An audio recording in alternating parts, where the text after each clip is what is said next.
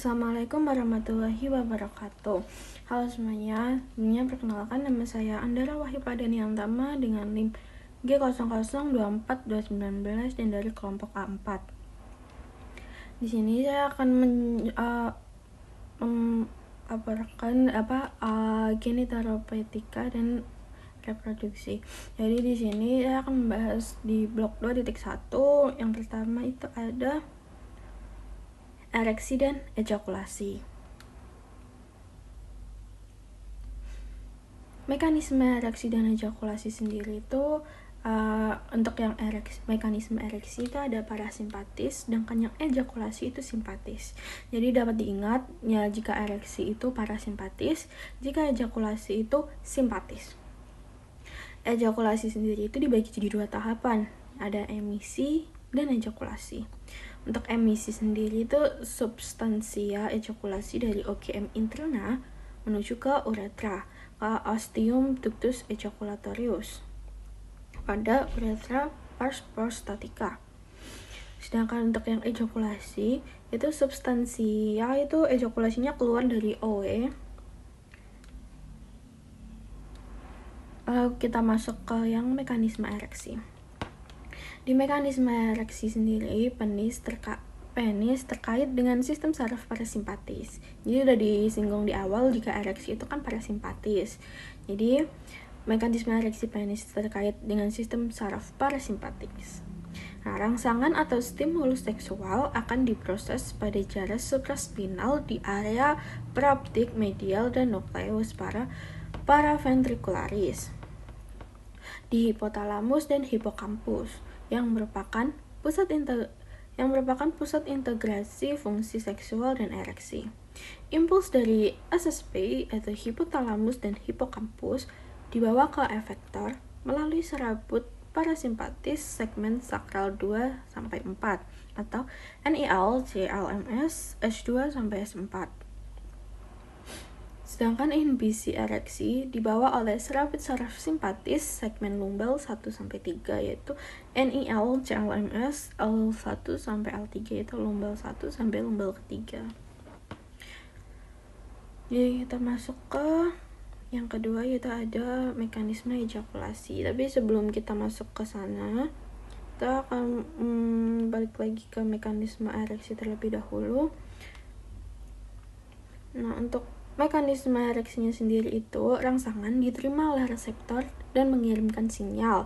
Nah, sinyalnya sendiri itu diterima oleh hipotalamus dan hipokampus. Nah, itu dapat lalu itu diproses. Hipotalamus dan hipokampusnya itu akan mengirim impuls ke efektor melalui serabut parasimpatis segmen sakral 2 sampai ke 4. Nah, itu akan terjadi itu terjadinya ereksi. Baik, kita ke mekanisme ejakulasi. Untuk mekanisme ejakulasi sendiri itu terdiri dari dua proses, sama kayak yang ereksi, yang ada emisi dan ejakulasi. Nah, yang emisinya itu transmisi cairan semen ke dalam uretra, sedangkan ejakulasi adalah keluarnya cairan segmen dari ostium uretra externum. Untuk yang reseptornya itu ada kulit, titik glans, penis atau ductus deferens yang penuh. Efferents itu oleh nervus pudendus. Oleh nervus pudendus. Nah, itu tuh Pudendus syndrome akan membawa rangsangan menuju EIL CLMS segmen lumbalis 1 sampai ke 3 efektor. Nah, itu gimana? Itu tuh simulasi seksual itu akan juga peningkatan aktivitas saraf, lalu mengalami ereksi dan terjadinya emisi, lalu di emisi itu pergerakan cairan semen dan terjadinya ejakulasi lalu ke resolusi. Jadi itu yang mekanisme ejakulasi. Itu ada laporan yang pertama. Terima kasih, maaf jika ada salah kata. Sekian dari saya. Wassalamualaikum warahmatullahi wabarakatuh.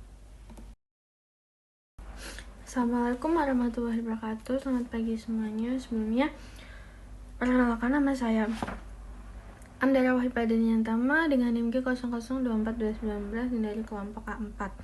Sebelumnya di sini saya akan menjelaskan mengenai laporan yang kedua, yaitu anatomi organa genitalia feminim eksterna atau OGF yang bagian eksternanya. Baik, di sini dapat dilihat ini ada struktur dari OGF eksterna. Yang pertama itu ada mons pubis. Nah, ini kepotong ya, maaf. Terus ada ini mons pubis. Ini tuh merupakan lapisan kulit yang menutupi simfisis pubis. Nah, mons pubis sendiri ini itu akan ditutupi oleh pubes atau rambut-rambut. Nah, ini rambut-rambutnya itu yang pubes ya namanya.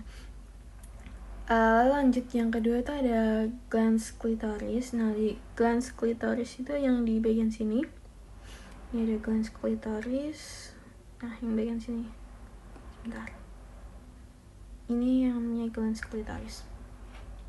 Di glans klitoris ini tuh akan berhomolog pada glans penis yang ada pada pria. Terus yang ketiga itu ada labia major.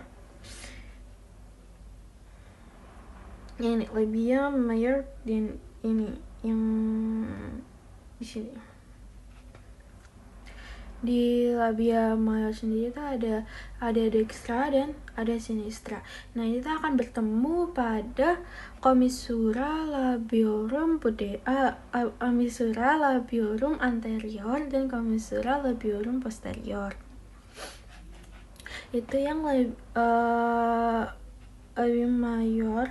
Terus yang di labia minornya itu yang di bagian sini itu ada dextra dan sinistra juga. Untuk yang di dextra dan sinistra itu akan bertemu pada sisi anteriornya dan bagian sisi posteriornya. Nah, jika di posterior itu akan bertemu oleh frenulum labiorum pudendi. Nah, yang di itu kan yang di posterior. Untuk yang di anterior itu ada dua. Ada superior klitoris sama inferior klitoris. Jadi dia yang di posterior itu akan bertemu oleh frenulum labiorum pudendi. Nah, yang di anteriornya itu akan ada dua. Itu ada superior klitoris sama inferior klitoris. Kita lanjut ke yang di vestibulum. Nah, yang di vestibulum sendiri itu tuh adalah ruangan yang dibentuk oleh labium minor. Nah, pada vestibulum ini terdapat muara-muara.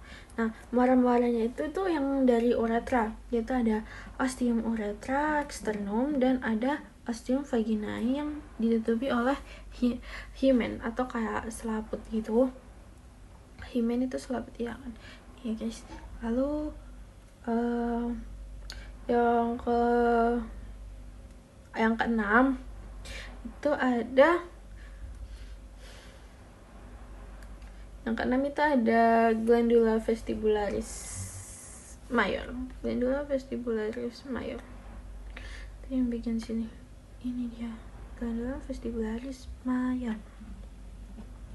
Di glandula vestibularis major itu salurannya itu akan bermuara vestibulum yang tadi.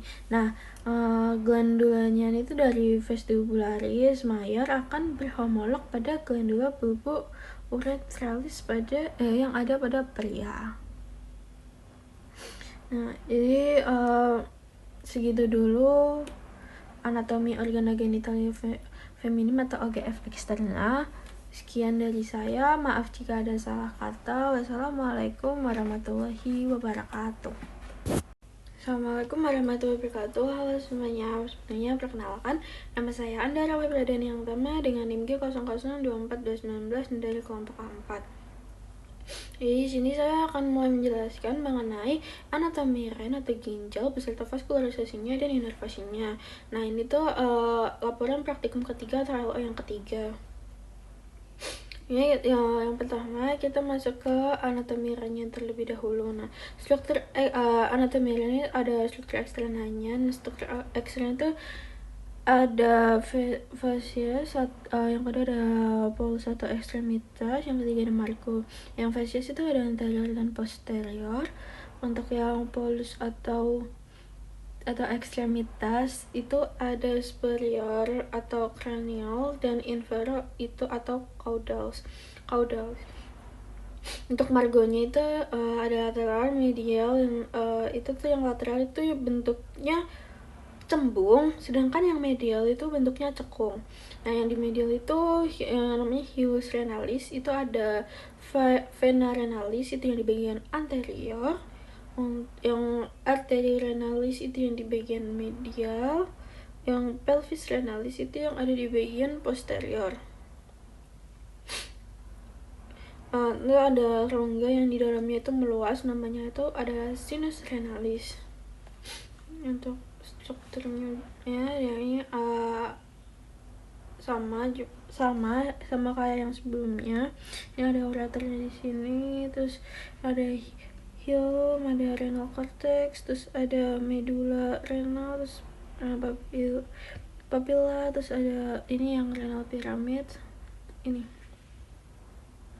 yang bentuknya kayak piramida gitu, makanya dinamain renal pyramid.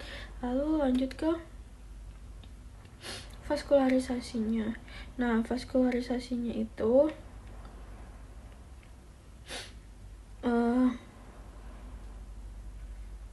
vaskularisasi lain itu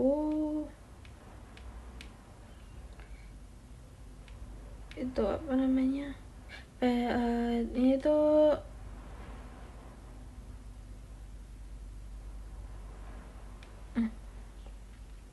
vaskularisasi ginjal atau RN itu adalah proses pembentukan dan pengaturan pembuluh darah di ginjal.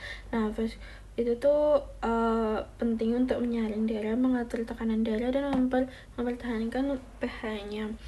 Nah, prosesnya sendiri itu arteri renal bahwa darah beroksigen dari jantung ke ginjal. Arteri renal itu bercabang menjadi arteri interlobularis, arteri arcuata, dan arteri corticalis radiata. Nah, arteri corticalis radiata itu bercabang lagi menjadi arteri aferen. Nah, arteri aferen itu membawa darah ke glomerulus. Hingga dari glomerulus itu darah mengalir ke arteri eferen. Arteri eferen sendiri itu akan menuju ke tubulus dan membentuk kapiler peritubular. Itu untuk vaskularisasi dari ren atau ginjal. Terus untuk inervasinya sendiri itu ada dua, itu ada parasimpatis dan simpatis. Terus dari ren itu yang parasimpatis itu diinervasi oleh nervus vagus, sedangkan yang disimpatis itu oleh nervus sponsinicus minor oleh thoracalis 10 hingga ke 11. Untuk yang kedua itu ada nervus sponsinicus minimus, itu di thoracalis 12. Jadi yang minor itu thoracalis 10 hingga 11, untuk yang minimus itu thoracalis 12. Itu aja buat laporan yang ketiga. Terima kasih, sekian, maaf jika ada salah kata. Wassalamualaikum warahmatullahi wabarakatuh.